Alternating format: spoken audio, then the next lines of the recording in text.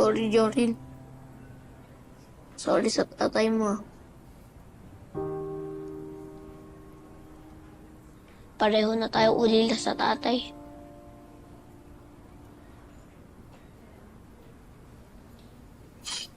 Rambo.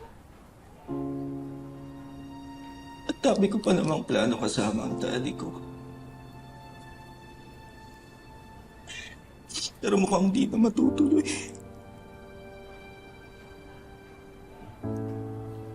At dami ko panahon na nasayang.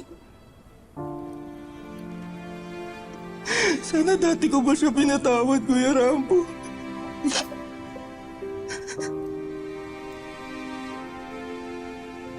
This is all my fault. Huwag mo sikirin ang sarili mo, Joril. Ang mahalaga na patawad mo na siya.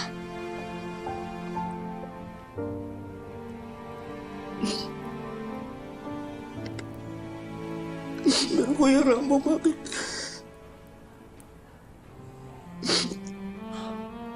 Bakit siya?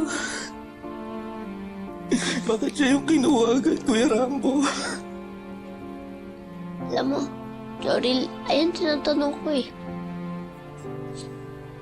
Iram lang naman natin ng buhay natin sa Diyos eh. Kaya kapag alam niya na kailangan niya natin ibalik, wala na tayong magagawa dun. Siya lang naman ang nakakaalam ng tama eh. Pero that's unfair, Kuya Rambo. Alam niya na ngayon lang kami nagkakaayos. Bakit ngayon niya pa binawi?